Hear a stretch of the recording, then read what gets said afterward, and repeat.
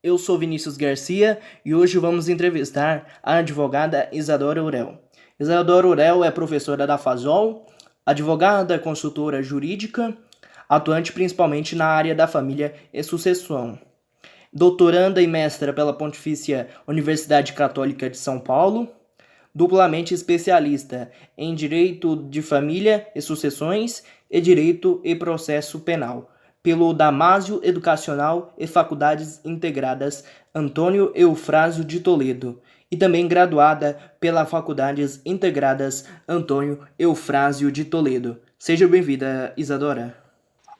Obrigada. Você pode nos explicar os modelos de guardas existentes? Quando a gente está falando de guarda de uma criança, a gente está falando de quem vai estar não só com ela fisicamente, mas também quem vai tomar algumas decisões a respeito dela. No ordenamento jurídico atual, a gente tem dois modelos de guarda, que é a guarda unilateral e a guarda compartilhada. Por muito tempo, a guarda unilateral foi a regra.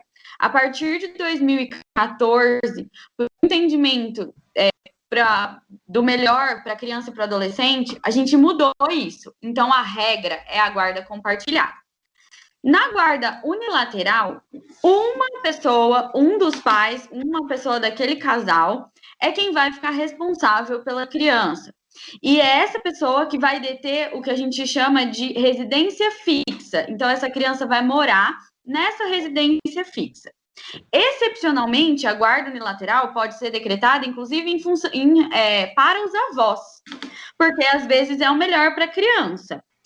E essa pessoa vai tomar conta da criança, vai tomar decisões em relação à criança. Mas isso não exclui o outro pai, por exemplo. O outro pai continua tendo o que a gente chama de poder parental. Ele continua tendo o dever de estar ali zelando pelo menor e fiscalizando o que aquele que é o responsável pela guarda está fazendo. Na guarda compartilhada, a gente fala que o ideal é a criança conviver com os dois pais. Os dois pais vão ter o mesmo poder de decisão a respeito da criança. Então, qual escola vai estudar, se vai fazer inglês, aonde vai fazer, se precisa de médico, qual médico. E isso, em tese, os dois pais têm que estar fazendo sempre juntos. Vai levar a criança no médico? Mas então vai ter que informar para esse outro pai. E a decisão tem que ser conjunta de que médico levar.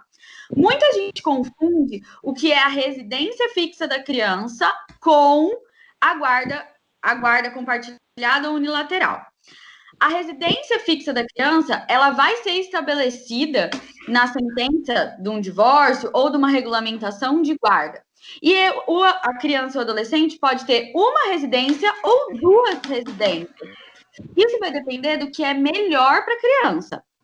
Então, muitas vezes, a criança que é de tenra idade, meses, 1 ano, 2, a residência fixa é com a mãe e o pai busca aos finais de semana ou determinado caso, visita no local mesmo que a criança está.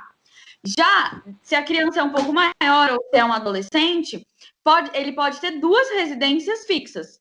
E essas 2 residências vão ser a casa da mãe e do pai. Como isso vai ser alternado? Aí depende muito. Se eles moram, por exemplo, eu tenho clientes que moram no mesmo condomínio, depois de separados.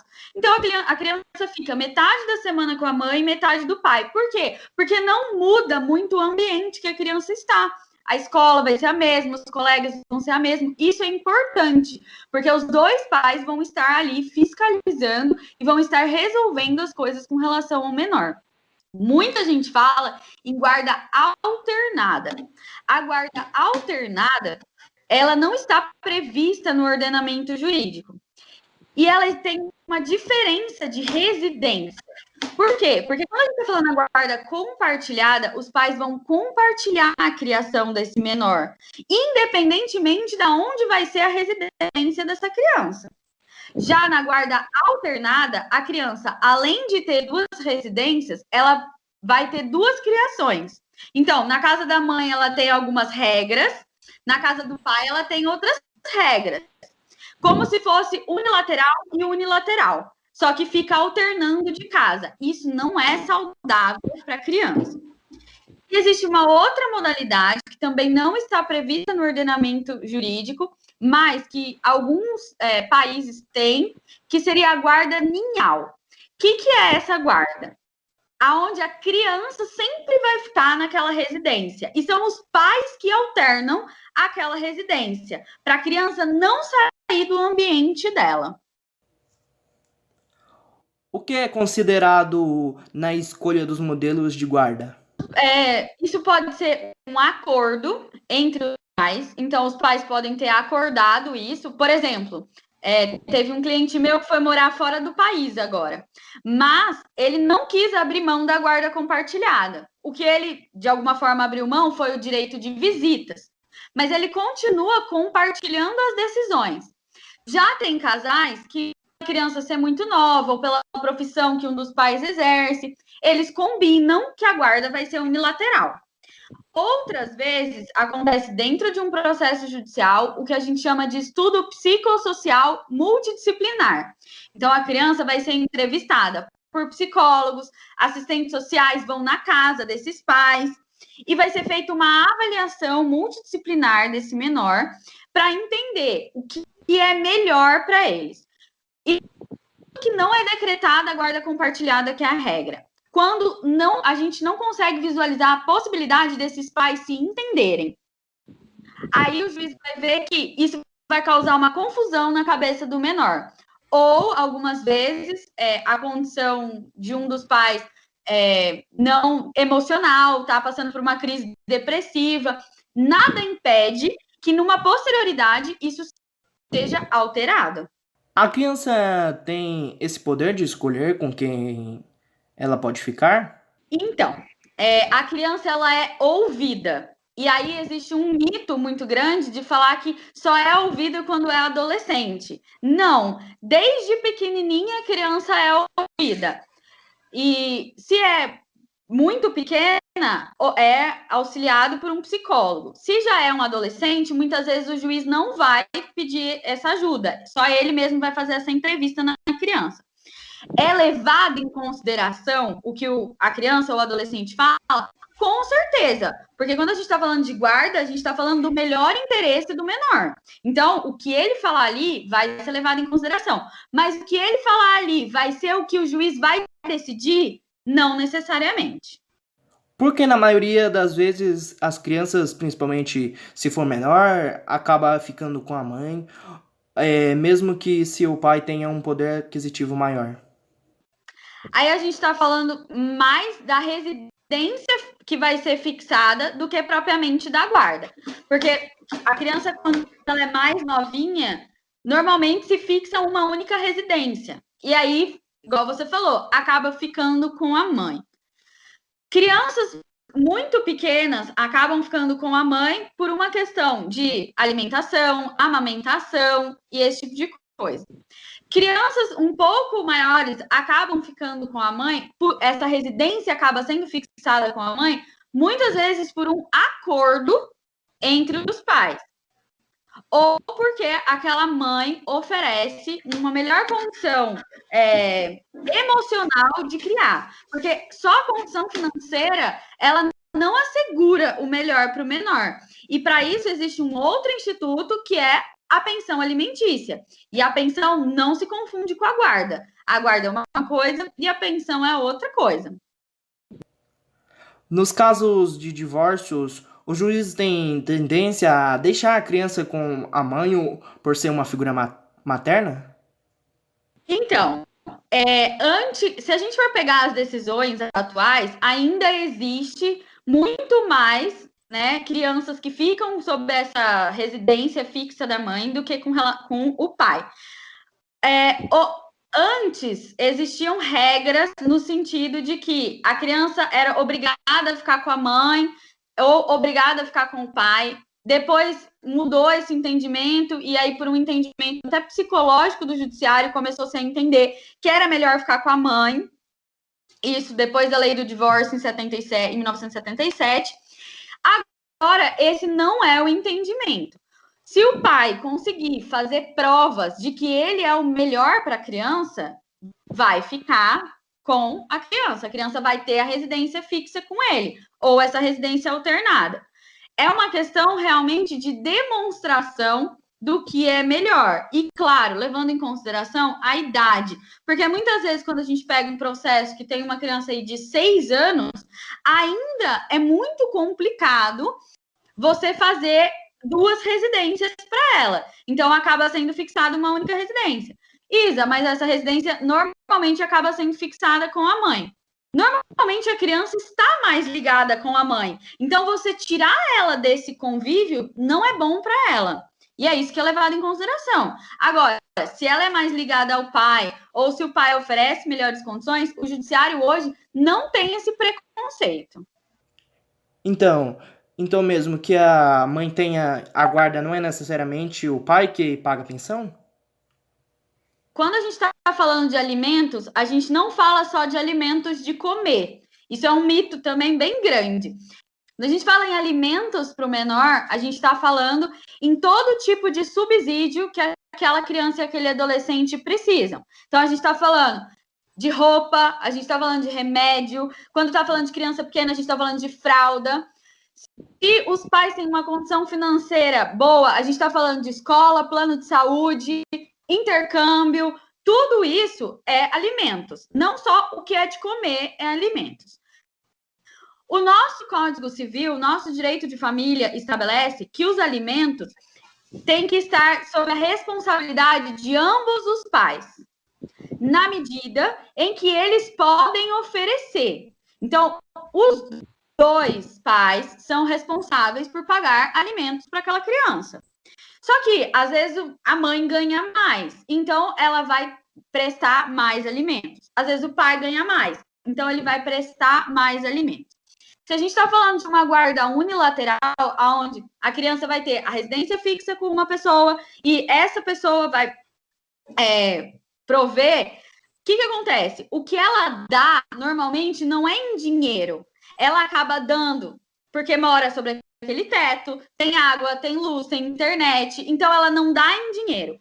Ela dá em outras coisas. Quando a gente está falando de guarda compartilhada, e muitas vezes a gente fala dessa residência alternada, não necessariamente vai zerar. Falar, mas fica metade do tempo com a mãe, metade do tempo com o pai, então ninguém tem que pagar pensão para ninguém. Não necessariamente, porque às vezes o pai tem uma condição financeira melhor, então ele vai prover mais coisas do que a mãe. Ou às vezes essa divisão é desigual, é 4-3, né? E aí um pouquinho mais de pensão. O valor da pensão é calculado com base em alguma coisa? A gente fala que existem duas palavrinhas e hoje a gente já começa a falar em 3 palavrinhas quando a gente fala pensão alimentícia. A gente fala na possibilidade de quem paga. Então, qual a possibilidade, tanto do pai quanto da mãe, de arcar? A gente fala da necessidade da criança. Então, bebê tem um gasto grande de remédio, de fralda, etc. Depois a criança cresce, esses gastos podem variar. Quando é adolescente, tem outros gastos. Então, isso é a necessidade. E a terceira coisa que hoje a gente inclui nessa equação é a razoabilidade. Laísa, como assim? Teve um caso que ficou muito famoso, que vocês já devem ter ouvido falar, que é o do Wesley Safadão. Então, o Wesley Safadão tem uma possibilidade muito grande. Ele tem muito dinheiro para oferecer para o filho dele. Em contrapartida, tem o filho dele que tem algumas necessidades, não é uma criança especial, então tem necessidades normais de uma criança. O Wesley pagava um valor de pensão para reduzir essa pensão, porque ele estava falando que esse binômio aí não estava adequado, a possibilidade que ele tem com a necessidade da criança, ele estava dando muito mais do que a criança precisava. E aí o Poder Judiciário entendeu que ele tem uma possibilidade grande, então ele tem que prover o melhor para o filho dele, porque existe uma razoabilidade. Se ele tem uma boa possibilidade, não tem que crescer como uma classe média. O filho dele tem como crescer como uma classe A e B. Ele pode prover Então, ele deve prover. Agora, nessa época que a gente está vivendo de pandemia, muitos pais perderam seus empregos, muitos pais ficaram naquela bolsa do governo. E aí a gente percebe que a criança continua tendo a necessidade, porque a criança come, né? E criança em casa come mais ainda. A criança eventualmente tem um plano de saúde, ela continua tendo todas as necessidades, mas o pai perdeu a possibilidade. E aí a gente vai ter que encontrar de novo essa razoabilidade. O valor da pensão é ajustado de acordo com a situação atual. Exatamente. Com a condição do pai ou da mãe, a depender de como aquela dinâmica acontece. E aí se o pai, por exemplo, ganhar na Mega Sena, vou ter que aumentar a pensão? Com certeza vou ter que aumentar a pensão. Se o pai, por exemplo, faliu uma empresa e nisso perdeu algum patrimônio pessoal também, posso pedir diminuição da pensão? Posso. A pensão, normalmente, ela é fixada numa ação de pensão alimentícia ou junto do divórcio dos pais, né? Se esses pais se separaram ou se houver uma união estável. Se você precisar reajustar essa pensão, tanto para subir quanto para descer, isso não pode ser ao bel prazer dos pais. Eu tenho que ir ao judiciário e eu tenho que entrar com uma ação revisional de pensão alimentícia. Após um divórcio, um pai e uma mãe passam a fazer parte de uma família monoparental. Mas quando algum deles constitui uma união estável, eles deixam de fazer parte da família monoparental? Deixa. A gente tem vários tipos de família no nosso ordenamento jurídico e, claro, algumas criações da doutrina. No nosso ordenamento jurídico está previsto a família derivada do casamento, então a tradicional, né, que as pessoas vão lá e casam, assinam os papéis. Está previsto a família derivada da união estável, que são duas pessoas que preenchem uma série de requisitos e o maior deles é o intuito de constituir uma família. A gente tem a família monoparental, que é essa família onde existe um membro da família e uma criança. Família monoparental, não necessariamente, ela é só do pai com a criança. Ela pode ser a avó com a criança. A gente tem o que a gente chama de família mosaico ou família recomposta. E aí, esse mosaico de azulejo que a gente vê é um monte de azulejo quebrado que forma um azulejo bonitinho de novo, não é isso? Uhum. Quando a gente está falando de família mosaico, é mais ou menos isso. Então, o pai vivia lá em união estável, separou da união estável e tem um filho. A moça era casada, teve 2 filhos e separou. Aí esses dois começam a namorar e decidem se casar. Ele vem com um filho de um casamento, ela vem com 2 filhos de outro casamento. Então, eles formam uma nova família, que a gente chama de família mosaico. Porque essa criança, muitas vezes, vai ter 2 referências maternas, 2 referências paternas. E, então, essa família se recompõe de alguma forma. A gente também tem previsto no nosso ordenamento jurídico o que a gente chama de família unipessoal. A família unipessoal é aquela formada de uma só pessoa. Mas isso é família? É família. Por quê? Porque tem um direito assegurado a, por exemplo, o bem de família. Porque ele pode vir, eventualmente, a constituir uma família.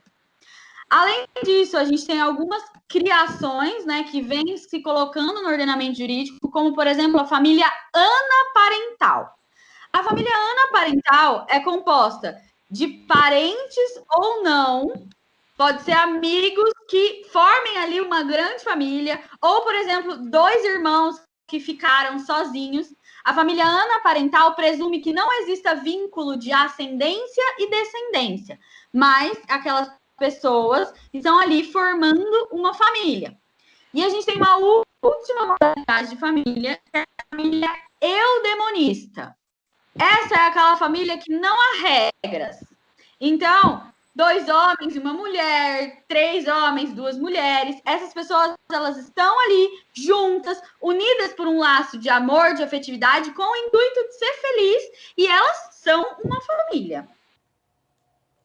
Quer dizer que uma pessoa é considerada uma família. Sim. E aí você vai falar, mas Isa, família não deriva de outras coisas? Às vezes, essa pessoa se separou e foi morar sozinha. Ela é considerada uma família. Aí é o que a gente chama de uma ficção jurídica. Por que ela é considerada uma família? Porque se ela tiver um bem imóvel, ela tem direito àquele bem imóvel dela ser resguardado, não ser penhorado em alguns determinados tipos de ação. Essa única pessoa que às vezes saiu de um divórcio, ou saiu de uma união estável, de uma dissolução, ou ficou viúva eventualmente, muitas vezes ela tem bens. E dentre esses bens tem o imóvel que é chamado de...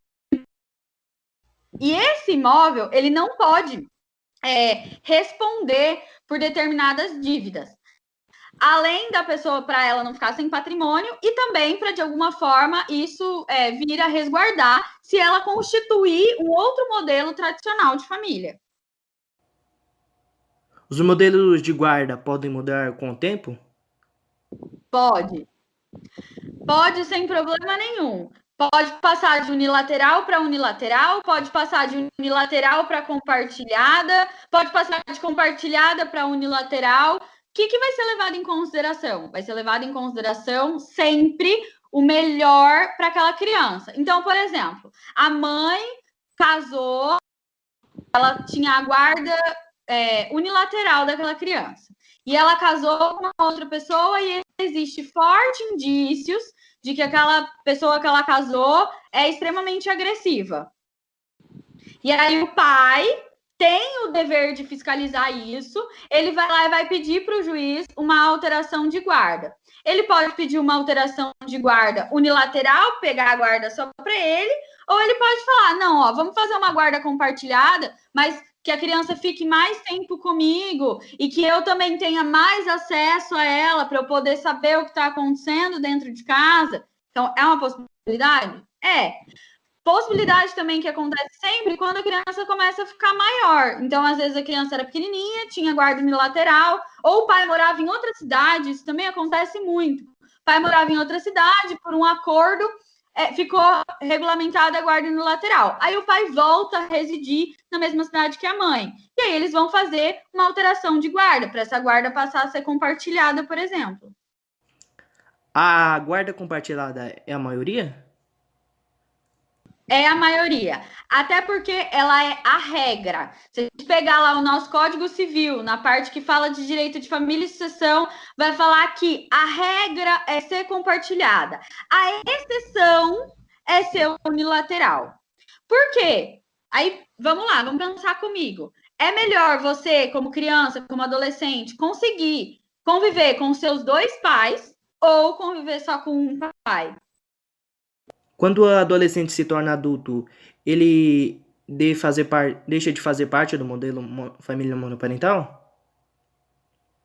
Então, essa não é uma posição muito clara da doutrina.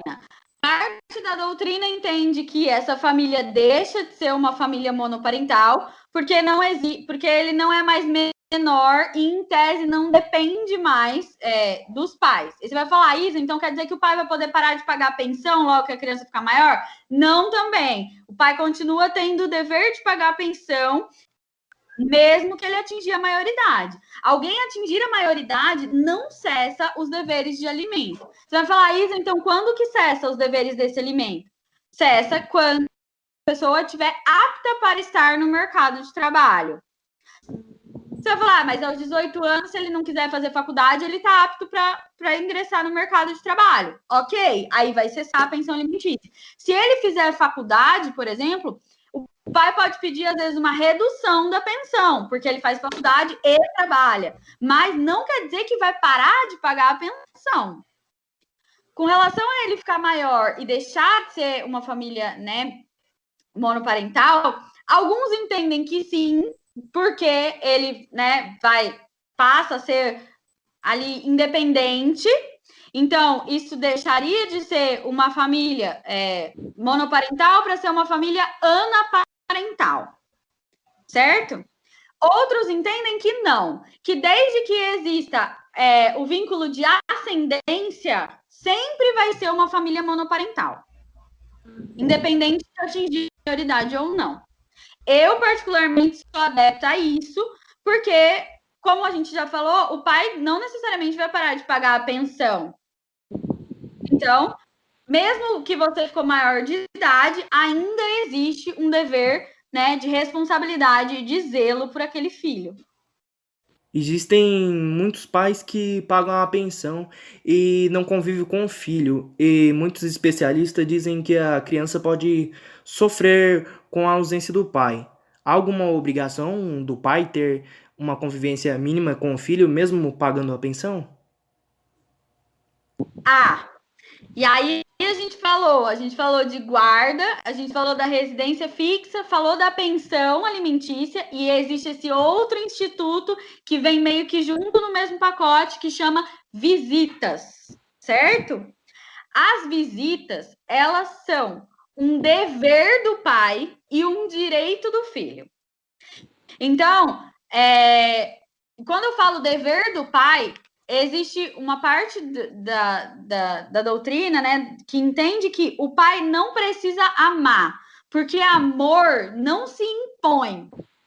No entanto, as visitas não servem só para o pai dar esse amor, serve para que a criança tenha a figura paterna ou materna, se a criança estava sobre, né, a responsabilidade do pai, para que tenha essa figura presente na vida dela, para que esse pai consiga supervisionar o que está acontecendo quando a criança está com a mãe.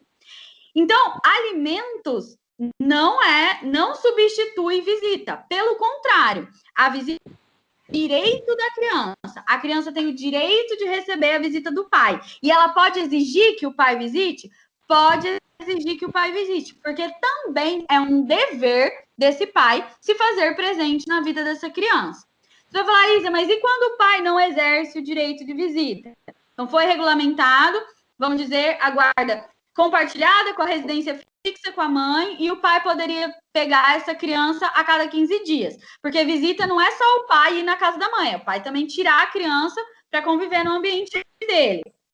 Se o pai começa a não fazer isso, o que vai acontecer? Essa mãe pode entrar com um pedido judicial para exigir essas visitas, que o pai visite, que o pai retire a criança, que o pai vá retirar, ou ela pode simplesmente não entrar com esse pedido e aí o pai vai perder esse vínculo com a criança.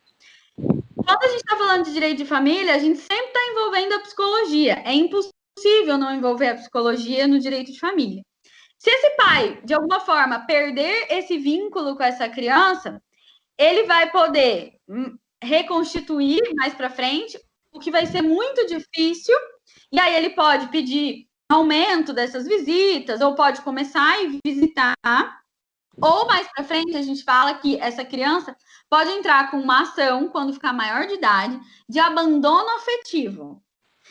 Mas eu paguei pensão a vida inteira, eu não abandonei. Abandonou sim. Pagar pensão é uma coisa, se fazer visitar, dar afeto é outra coisa. Essa ação de indenização por abandono afetivo tem sido cada vez mais recorrente no Poder Judiciário. E muitas das justificativas eram essa. Eu pagava alimentos, eu pagava até mais de alimentos. Isso não justifica. Você acredita que a falta de um pai e uma mãe pode afetar a vida adulta da criança?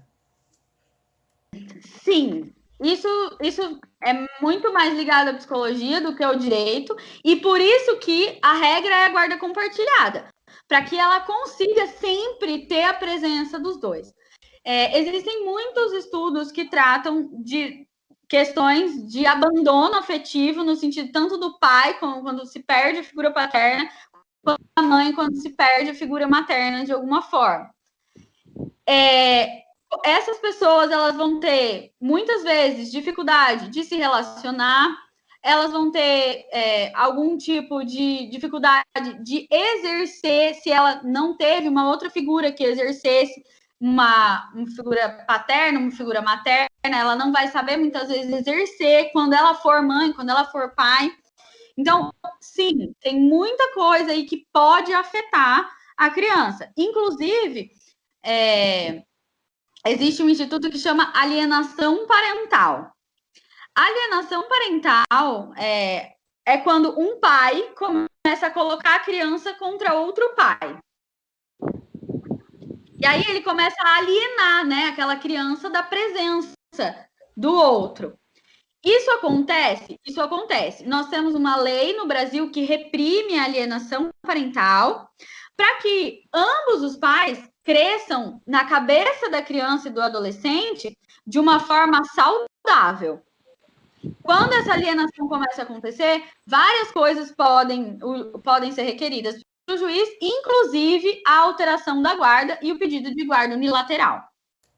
Quais os direitos do filho quando um pai não quer registrá-lo na certidão de nascimento?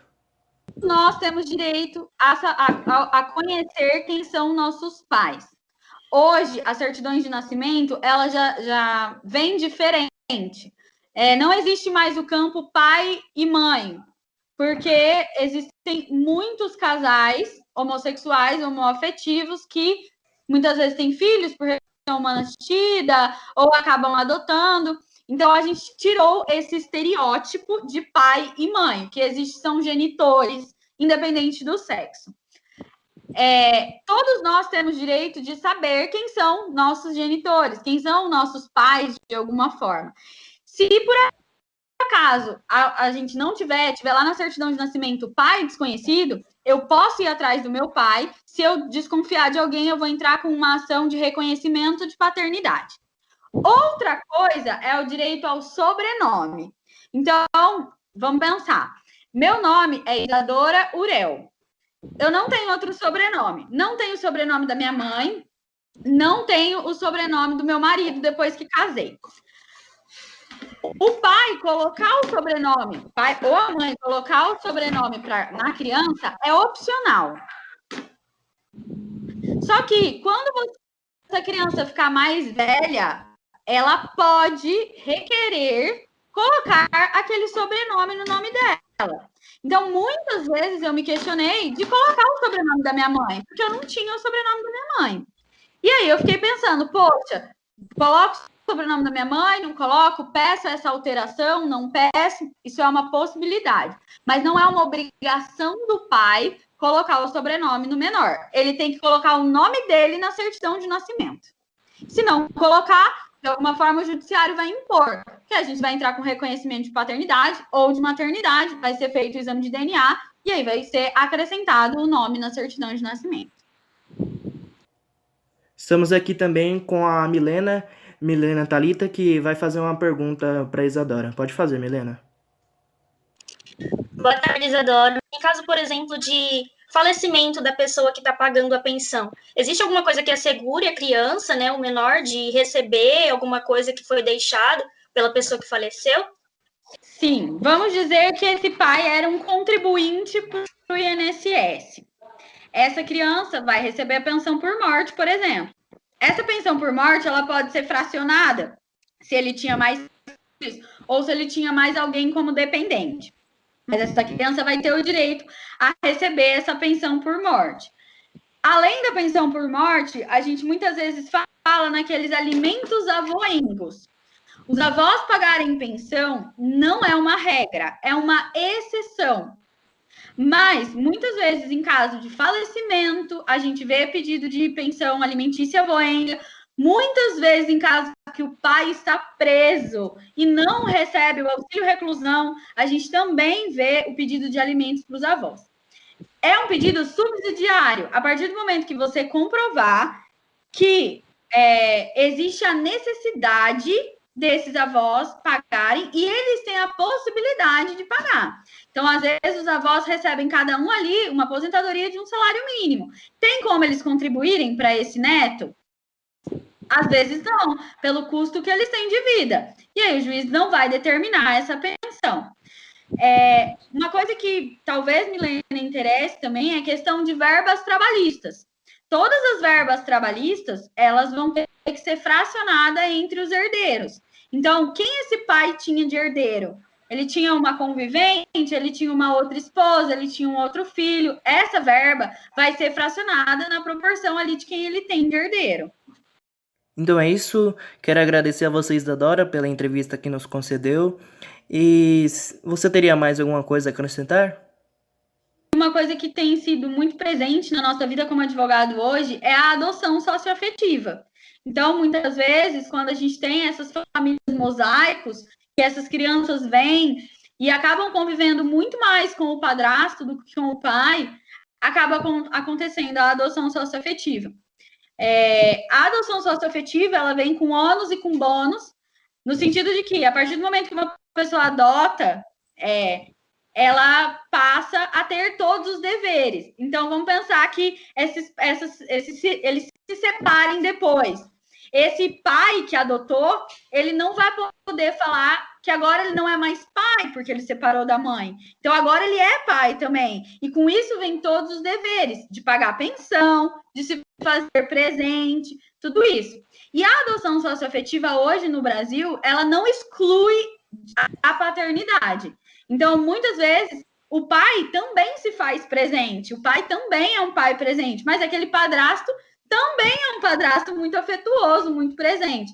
E aí, o que a gente faz? É feita a adoção socioafetiva e fica com o nome, tanto do pai biológico quanto do pai socioafetivo. Pode ser que exclua, no sentido de se esse pai não era presente, se o melhor para o menor é só ter a figura do padrasto, e aí vai ser excluído esse pai da certidão de nascimento, e com ele todos os deveres. Então, ele não vai ter que pagar pensão mais, ele não vai ter que visitar mais, ele rompe esse vínculo. Mas essa é uma exceção. Então é isso. Muito obrigado, Isadora. Muito obrigado, Milena, que participou da entrevista. Eu que agradeço vocês. E muito obrigado a você que acompanhou